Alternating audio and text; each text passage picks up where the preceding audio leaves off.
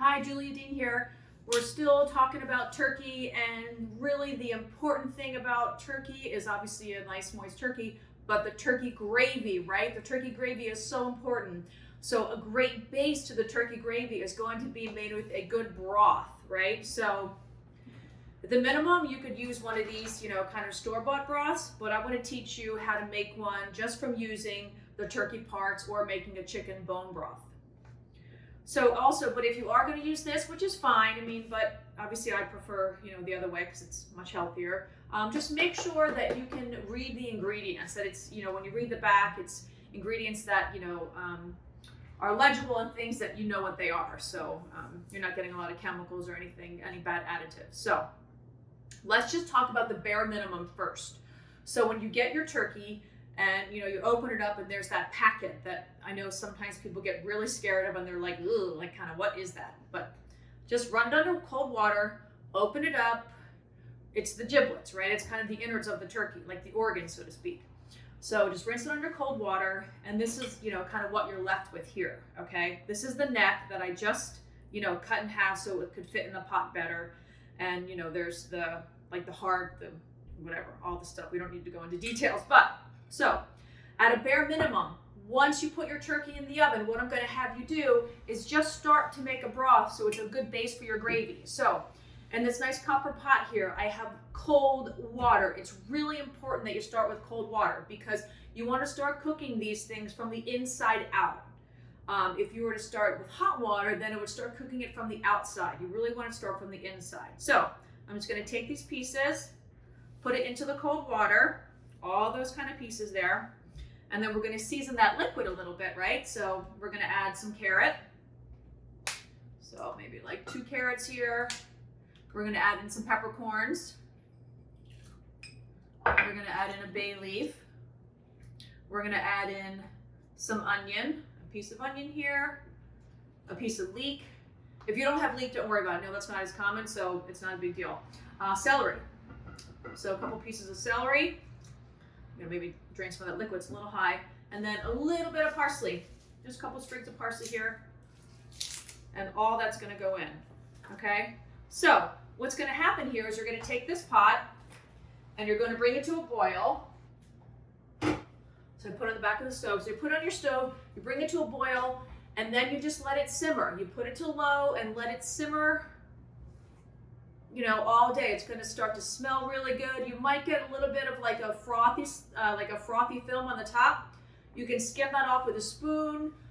That's just kind of the sediment. You can get rid of that, but that's going to be the great base for your gravy.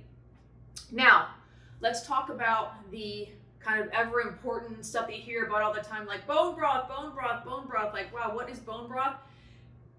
It's really chicken broth, chicken stock. It's like, really, I think people kind of almost renamed it to bone broth, but nothing has really changed from, say, 10 years ago or 5 years ago where people were making broths and stock. So it's no different. So when I make it, which I do a fair amount at home, if I don't have these chicken pieces here, like these are chicken backs and kind of the breastbone here from when I had whole chickens and I just used the meat, not the bones. I would just use wings, right? So let's assume, if I'm doing this without these big chicken pieces, I would just take chicken wings, okay? Just like this, the wing pieces, and we're gonna season them with a little bit of salt, just a little bit, just so that when they kind of brown in the oven, there's a little bit of seasoning. We typically aren't gonna season the broth after this, but just a little bit in the beginning. So what's gonna happen, I'm gonna put this in the oven, I'm gonna let it brown, okay? I'm not gonna cook it, it doesn't have to cook all the way through because it's gonna keep cooking in the water here, but because I'm gonna brown it a little bit. So let me just stick it in the oven here. Okay, so let that go. You can actually just broil it, right? Just to get some color, just gonna add some color to the actual broth. So, parsley, onion, it was like, whoop, about a half large onion there. So a bunch of celery, a bunch of carrots, some leeks, some more carrot, bay leaf. And then what's going to happen, peppercorns, I'm going to have peppercorns too. What's going to happen as soon as those are brown, those are all going to go in with any drippings that are on the bottom of the pan. We're going to bring it to a boil and just let it simmer.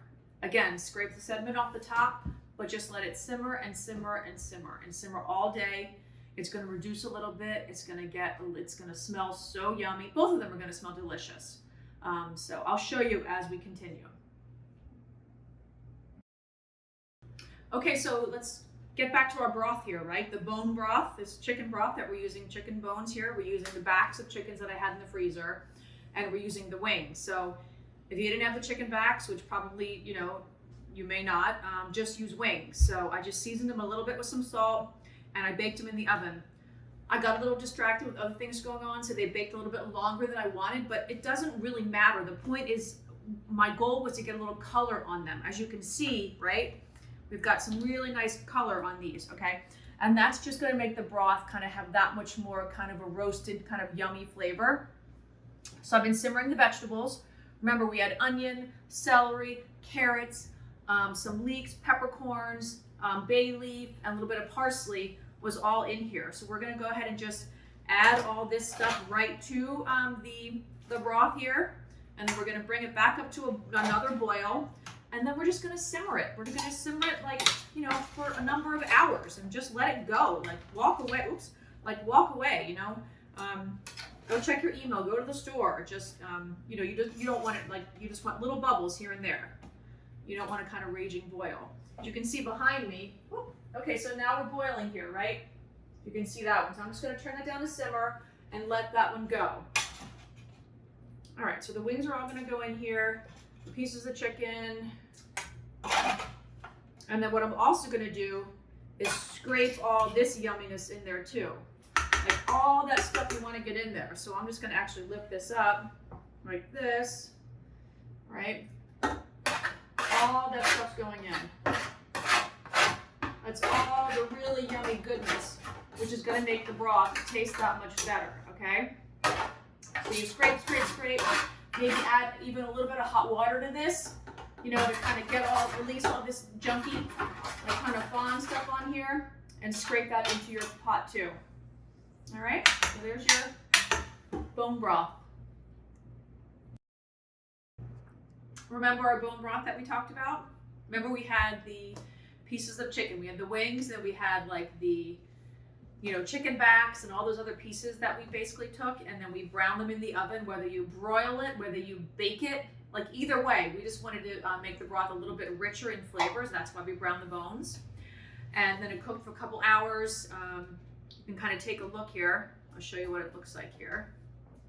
So I'm gonna have you kind of get up and close with the camera so you can really see it, but you can see that really pretty kind of golden color.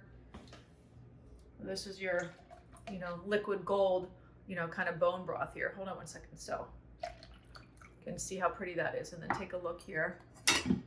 So you can see, there's a little bit of fat on top, which is good. You want that. That's, delicious, like in a chicken soup. Honestly, my youngest Griffin, he will just drink the broth. When my kids are sick or something, I just have them just drink the broth itself. But I want to show you too about how to strain it. So you could certainly just kind of do what I'm doing here, just strain it this way. Just like this, but what really works well is this tool here. This is called a chinois. So it's basically like the whisk is kind of coned like this because all of the big pieces, like the onions and the pieces of the chicken and everything, will obviously sit on top here, and then it's a really fine mesh, so it gets all those really kind of fine particles.